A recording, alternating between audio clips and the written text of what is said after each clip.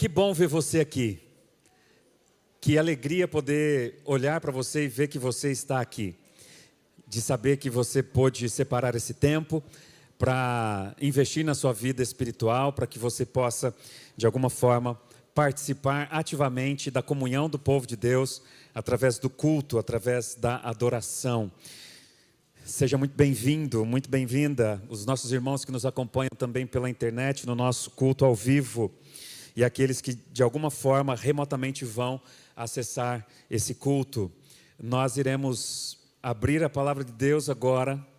Nós cremos que a parte mais importante do culto é quando abrimos a Bíblia. É muito importante a adoração, muito importante o louvor, as ofertas, é muito importante a comunhão, importantíssimos. Mas não haveria nada desses efeitos da comunhão do povo de Deus, da adoração, se em algum momento a revelação de Deus, a palavra dele, fosse revelada a nós. Fomos orientados e seremos sempre, a despeito da vontade de Deus, por causa da palavra revelada. Então é importante que nós venhamos dar atenção especial àquilo que Ele tem para nós. E eu queria que você, por gentileza, abrisse a sua Bíblia lá em Efésios, capítulo 4, versos de 17 a 24. Aqui será uma apresentação introdutória a um desafio que nós faremos nos próximos domingos, a respeito de uma vida com propósitos. Deus há de falar ao seu coração quanto ao fato de que, se você encontrou ou não o sentido mais profundo da vida para você. Inclusive, no final dessa reflexão, eu vou apresentar melhor este livro. Já, inclusive, orientei na diretoria, na liderança, a leitura desse livro, Uma Vida com Propósitos, Para Que Estou Nesta Terra, do pastor Rick Warren. E farei um desafio para a igreja, para você, no final dessa reflexão. Uma vida com propósitos, uma apresentação introdutória aqui em Efésios capítulo 4, versos 17 em diante. Leia comigo esse texto. Assim, digo a vocês, e no Senhor insisto, que não vivam mais como os gentios, na inutilidade dos seus pensamentos. Eles estão obscurecidos no entendimento e separados da vida de Deus, pela ignorância em que estão, por causa do endurecimento do vosso coração. Tendo perdido toda a sensibilidade, eles se entregaram à devassidão, cometendo toda a avidez de toda espécie de impureza. Todavia, por isso que eu gosto demais dessas expressões na Bíblia, que são literalmente conversões, essas preposições, essas conjunções adversativas. Todavia, no entanto, porém, sobretudo, não foi isso que vocês aprenderam de Cristo. De fato, vocês ouviram falar dele e nele foram ensinados de acordo com a verdade que está em Jesus Cristo. Quanto à antiga maneira de viver, despindo-se do velho homem que se corrompe por desejos enganosos, para serem renovados no modo de pensar e se vestirem no novo homem criado para ser semelhante a Deus em justiça e santidade provenientes da verdade. Uma vida que faz sentido é uma vida impactada por novos hábitos, a partir de uma nova e importante perspectiva de conhecimento que você teve a respeito de alguma coisa na tua vida. Quer um exemplo? Uma pessoa ociosa e obesa, com alguns problemas de saúde. A gente vê vários depoimentos. Hoje em dia a internet nos ajuda a perceber e ver e acompanhar testemunhas de pessoas assim, que redescobriram ou começaram e descobriram o prazer da atividade física. E essas pessoas vão dizer que não foi nem um pouco fácil desenvolver aquele novo propósito de começar a caminhar todos os dias meia hora. E não foi fácil. Para muitas pessoas, ela começou 1, 2 dias, uma semana, no 10º dia ela parou. Ela desistiu.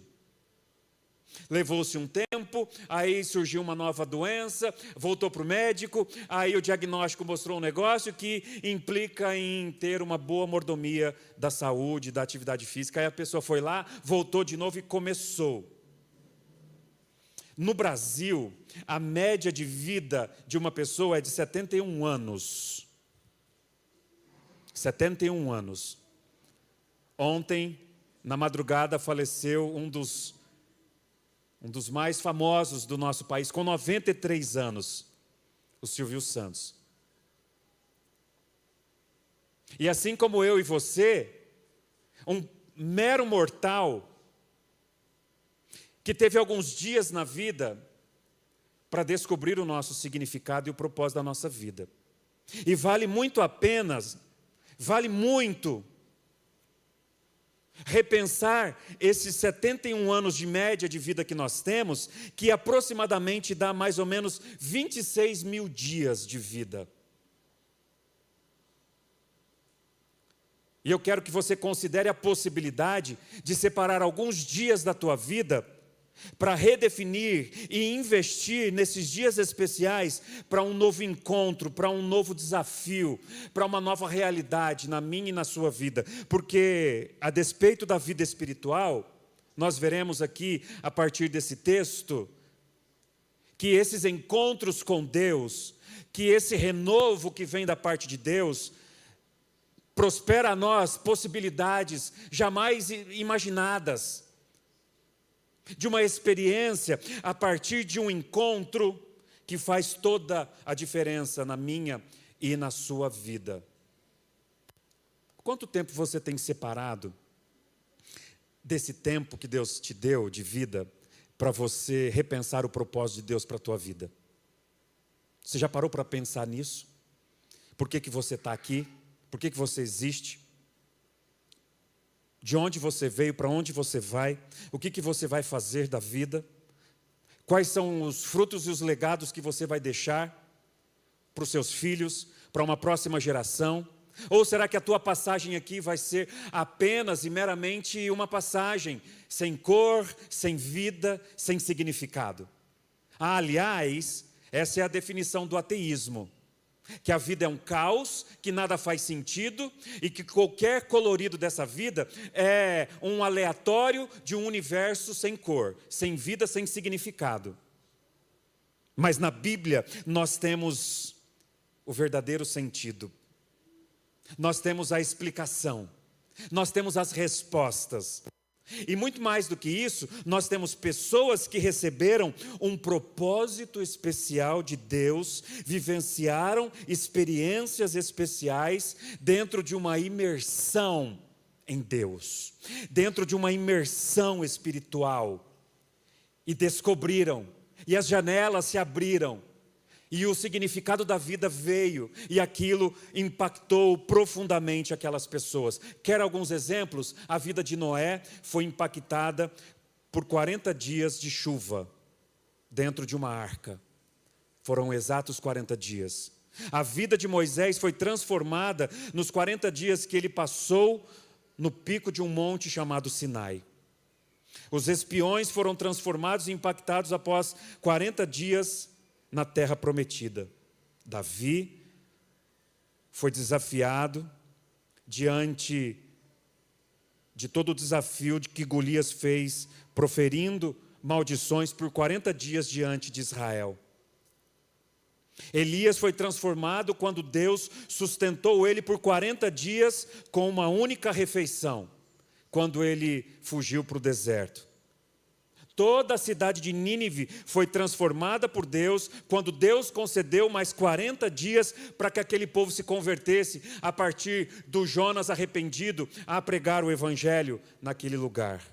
Jesus, ele foi fortalecido, quando em jejum, ele ficou 40 dias naquele deserto, se preparando para o maior impacto que o mundo teria de uma mensagem poderosa. Os discípulos de Cristo foram transformados de maneira grandiosa nos 40 dias que eles estiveram com Jesus após a ressurreição e a ascensão de Cristo.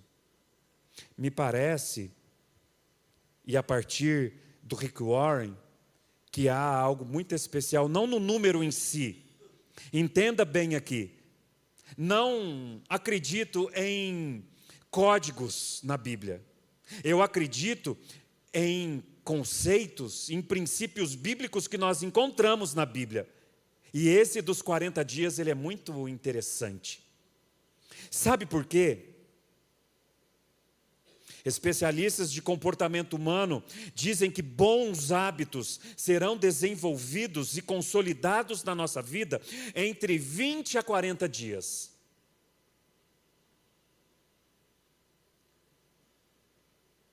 Se você não perseverar naquela atividade, naquele propósito, naquele desafio, em pelo menos 20 dias, você vai desistir. Não vai fazer efeito na sua vida. Os dias de formação de novos hábitos podem transformar radicalmente a sua vida. E não importa a fase que você está, não importa a sua idade, o seu status social, não importa nada. A partir do momento em que você buscar um encontro com o eterno, que vai produzir em você alguns dias de impacto, de imersão profunda. Então, com base em Romanos 12, permita que Deus transforme uma nova pessoa em você, mudando a maneira de você pensar. Assim você saberá o que fazer conforme a vontade do Eterno para a sua vida. Paulo disse: não se amoldem ao padrão deste mundo, mas transformem-se pela renovação da vossa mente. Tudo começa aqui, na torre de controle da minha e da sua vida. Você é aquilo que você pensa, e você desenvolve aquilo que você faz a partir daquilo que você pensa.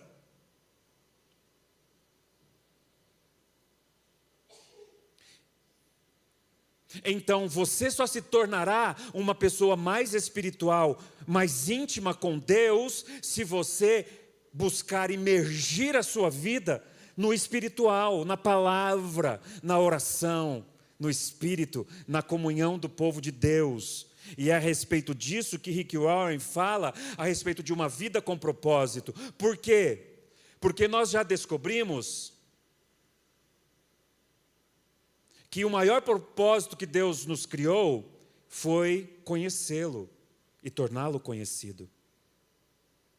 Não há nenhum significado de propósito da tua vida fora da perspectiva do conhecimento e da sua relação com o Criador. Não haverá nenhum significado para você de uma vida significativa que faz real sentido se você não abrir as Escrituras. Nós temos na palavra de Deus a melhor maneira de ser explicada qual o propósito de Deus para a sua vida. E para que ela seja significativa, para que ela seja relevante, para que ela realmente tenha algum significado nele. E a Reviva é uma igreja que ela começou e ela tem desenvolvido essa doutrina, essa percepção da mensagem em que tudo é centrado em Jesus Cristo. A redenção de todas as coisas, da sua vida, dos seus planos, dos seus propósitos, dos seus sonhos, da sua agenda, da agenda do mundo. Aliás, inclusive, daqui a pouquinho vai ter campanhas. Os vereadores, os candidatos vão começar a ressuscitar dentre os mortos e vai bater na sua porta. Eles vão aparecer do nada. E muitos deles vão pedir para subir aqui de púlpito para uma proposta política de mudança da nossa cidade. E por que nós não damos o nosso púlpito, que é do Senhor, não nosso? Nós apenas somos mordomos. Sabe por quê? Porque nós cremos no Evangelho, que ele é o agente de Deus de transformação da nossa sociedade. A política é apenas uma serva, assim como o emprego, as atividades de rotina, a família e todas as outras formas de atividades que promovem o bem da humanidade. Mas, sobretudo, a grande transformação de impacto da nossa cultura, da nossa sociedade, caída no pecado, que se desviou dos planos de Deus, que estão fugindo dos propósitos de Deus, de uma geração que já foi definida como pós-verdade, uma cultura pós-cristã, que já não aceita mais os absolutos da verdade. Nós, o povo de Deus, nós os crentes, nós cremos que a Bíblia explica a vontade de Deus, que é boa, perfeita e agradável, para um viver significativo. E o texto de Efésios nos ajuda a pensar nisto aqui. Volta lá para os versos 17 e 19.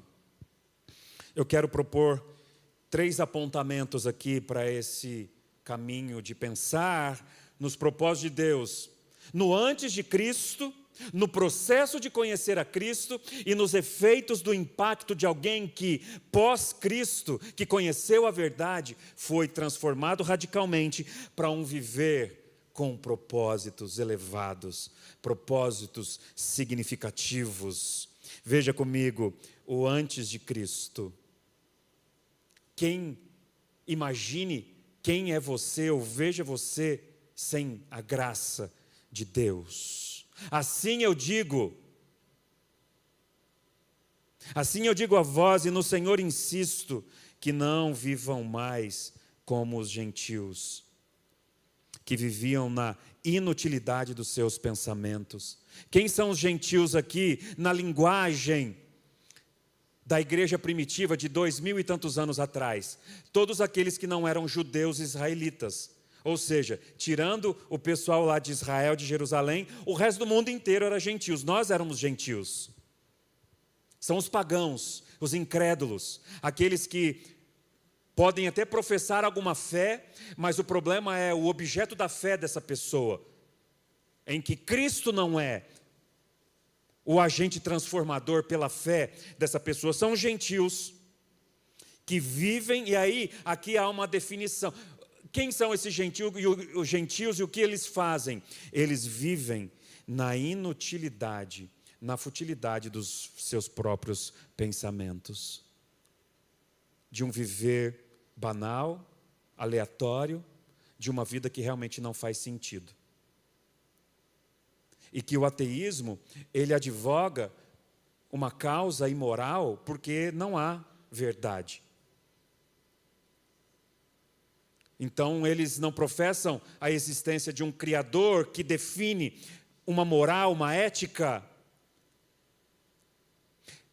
Porque a despeito do caos que há no mundo, porque existe um caos no mundo, e há pelo menos 2 formas de você responder ao porquê do caos e como lidar com o caos. A Bíblia diz que nós podemos lidar com o caos a partir da graça de Deus, a partir de arrependimento, a partir de santificação, a partir de uma vida nova em Cristo Jesus. Há uma proposta do ateísmo ou de qualquer outra proposta que vai dizer, não tem o que fazer. Viemos do nada e voltaremos para o nada. Tudo começou com uma explosão e tudo vai terminar com uma explosão e está tudo bem. Não há sentido. E isso leva ao desvaneio de uma vida que Paulo vai dizer que é na inutilidade dos pensamentos, de uma fé incrédula, de um viver sem Deus. Ele vai continuar dizendo no versículo 18, e eles estão obscurecidos no entendimento, separados da vida de Deus, por causa da ignorância em que estão, devido ao endurecimento do coração. Obscurecidos, separados, ignorantes e endurecidos de coração.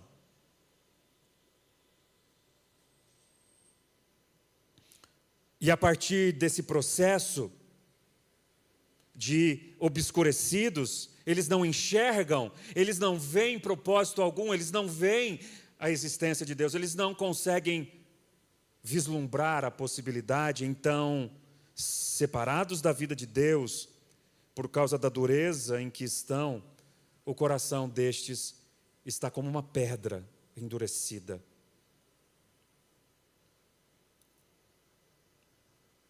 Então, no versículo 19, tendo perdido toda a sensibilidade, que é a ideia de cauterização aqui. Um coração, uma mente cauterizada, é mais ou menos a mesma ideia quando um médico com toda a equipe lá vai fazer uma cirurgia e não sei se você já viu alguma coisa, já participou. Por que não tem, enfermeira Michele, por que não tem tanto sangramento? Por que não sangra? Porque iria atrapalhar todo o processo de trabalho de um doutor especialista naquele momento da cirurgia. Porque há ferramentas de cauterização. O pecado faz isso.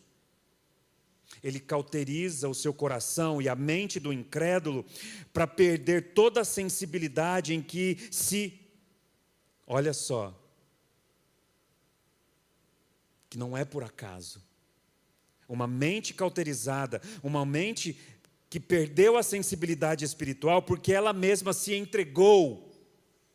Eles se entregaram à devassidão, cometendo com avidez toda forma, toda espécie de impureza.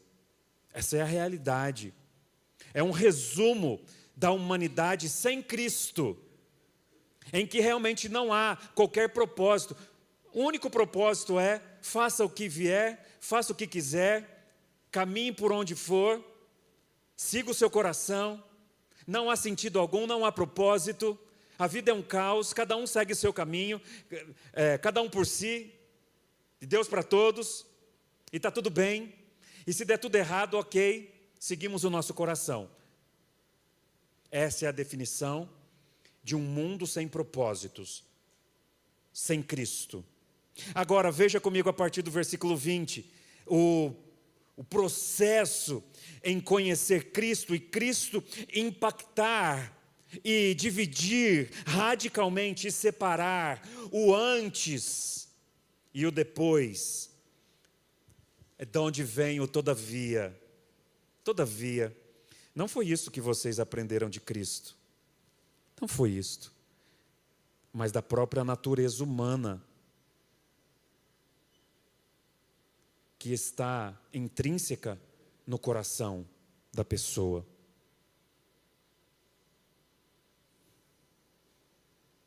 Já nascemos com essa natureza. Já nascemos sem propósito. Como já fora dito, já nascemos morrendo. E morrendo sem qualquer perspectiva, porque faz parte da nossa natureza, a partir da queda em Gênesis capítulo 3. Todavia, não foi isso o que vocês aprenderam de Cristo. Versículo 21, de fato, vocês ouviram falar dele e nele foram ensinados, de acordo com a verdade que há em Jesus. E aqui, Paulo está dizendo, àqueles que ouviram falar dele, e nele foram ensinados, são pessoas que foram impactadas. O todavia aqui é porque ele disse que viviam como gentios, obscurecidos, separados, ignorantes, endurecidos, perdidos em sua insensibilidade espiritual, entregando-se a toda depravação. Éramos assim, e o éramos assim àqueles que agora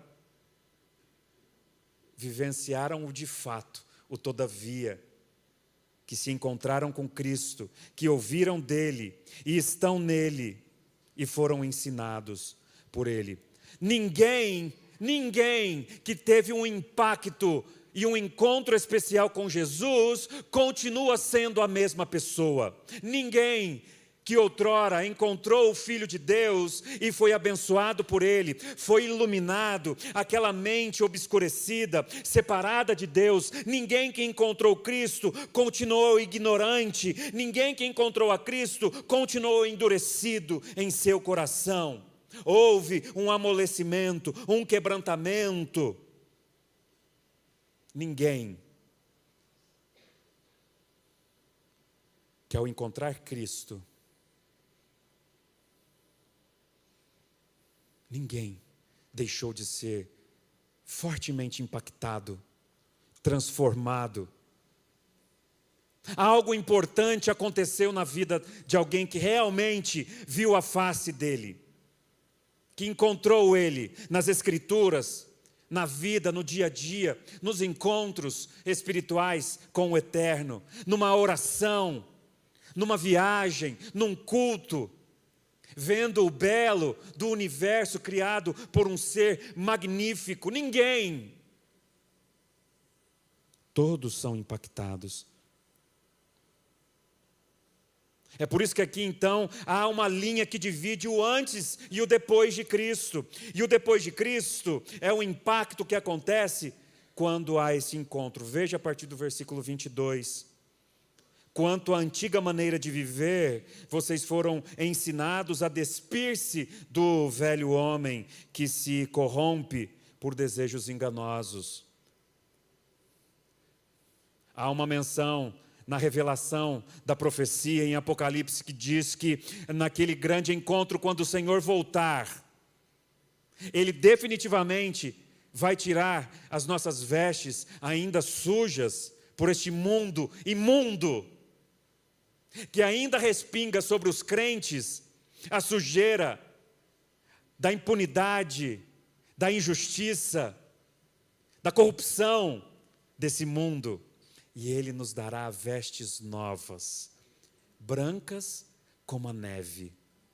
Mas é uma alusão de um processo que já está acontecendo na minha e na sua vida, ou deveria estar acontecendo.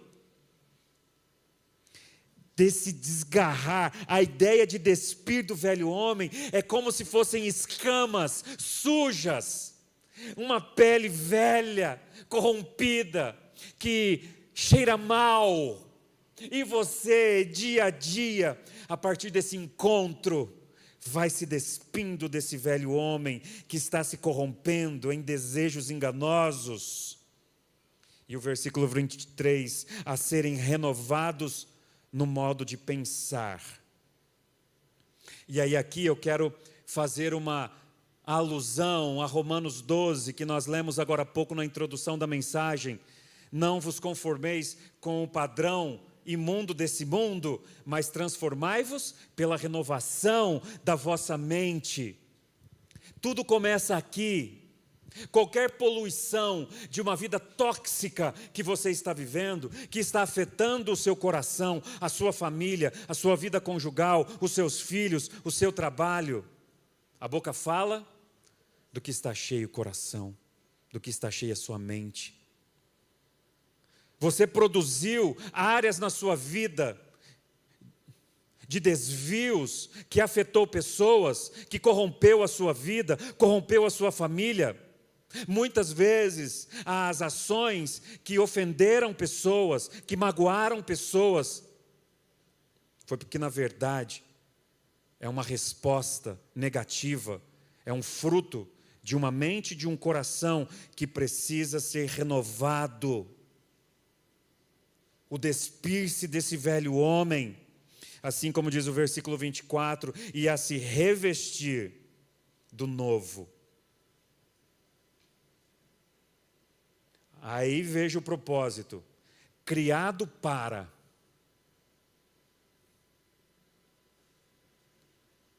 que nos orienta a propósito.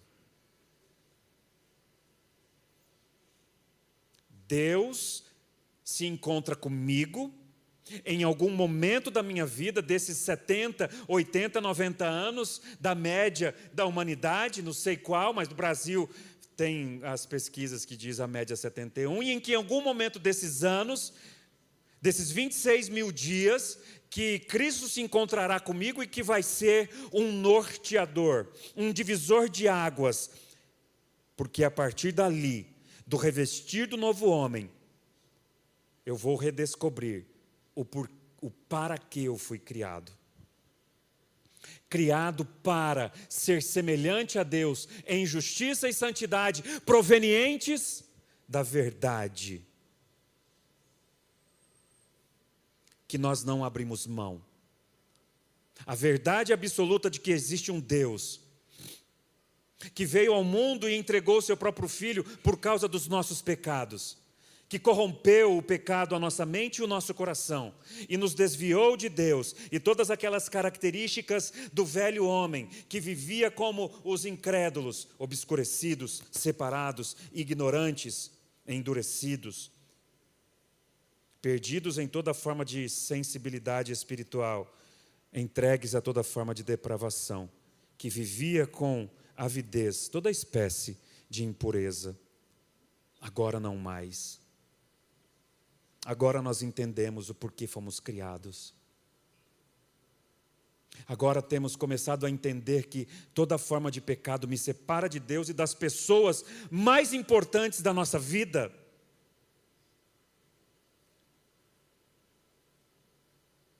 Produzindo morte, produzindo separação, produzindo conflitos, produzindo guerra,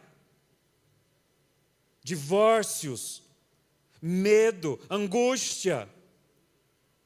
Essas são as más notícias.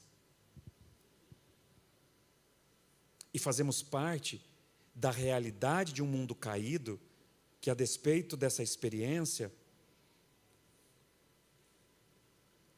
faz parte de quem nós somos.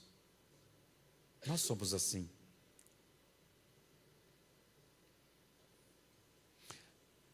Agora, o Evangelho não termina aqui. Por isso que o Evangelho significa boas novas, boas notícias.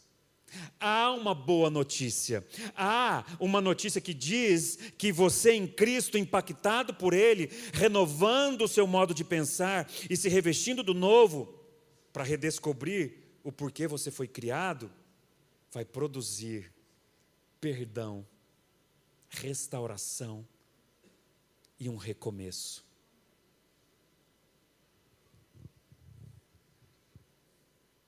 Deus, Ele ama recomeços.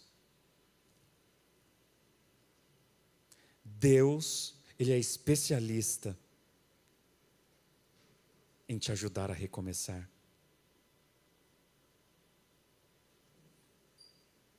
E Ele está altamente comprometido em te convencer a isto, para que você entenda o porquê você foi criado. Para viver uma vida com propósitos, norteado pelas verdades espirituais, que vai produzir em você frutos espirituais, que não tem nada a ver com uma vida de prosperidade, de coisas materiais.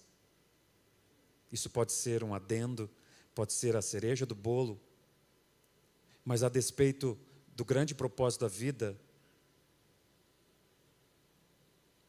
em um viver que conhece a Deus, que é um espelho para você se conhecer, para que você se torne uma pessoa melhor. Você foi criado à imagem de Deus.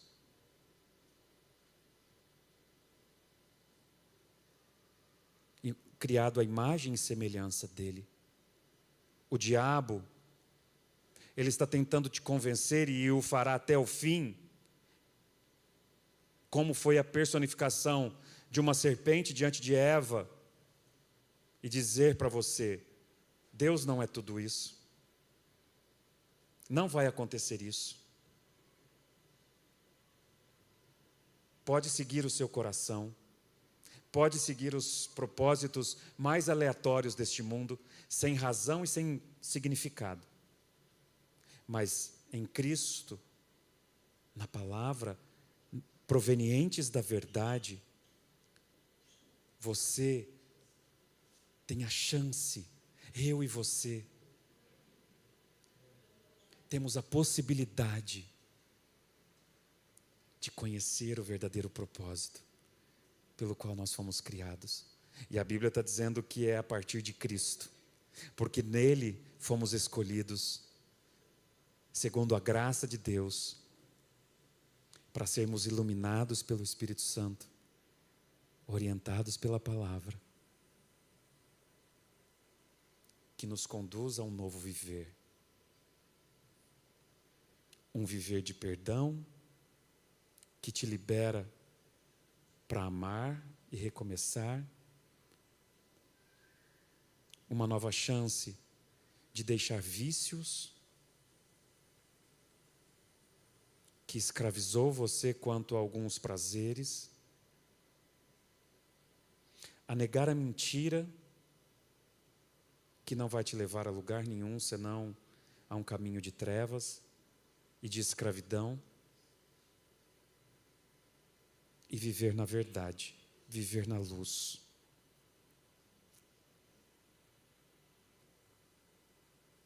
A partir de uma renovação do seu modo de pensar. E a partir do impacto de Cristo renovando você a partir do pensar por meio do Evangelho, Ele vai restaurar em você o significado da vida, de um viver que faz sentido, de planos e propósitos que tornarão você feliz. A alegria é um assunto sério no céu. Como disse o filósofo cristão Chesterton do século XIX, a alegria que é a propaganda do pagão deveria ser o assunto mais sério do cristão. Nós podemos testemunhar a verdadeira alegria e felicidade que nós temos em Cristo. O ladrão veio para roubar, matar e destruir. Mas eu, disse Jesus, eu vim para que vocês tenham vida e tenham vida plena. Alegria como uma fonte inesgotável para aqueles que creem. Amém? Vinde a mim, disse Jesus, todos os que estão cansados, oprimidos, sobrecarregados, eu vos darei descanso e renovarei os vossos propósitos e o sentido da vida para vós. Amém? Feche os seus olhos, vamos orar.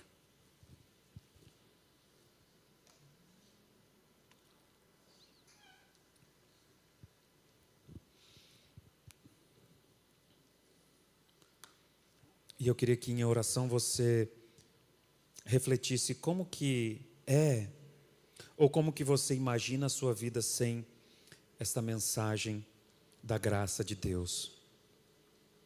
Como seria? Ou como é?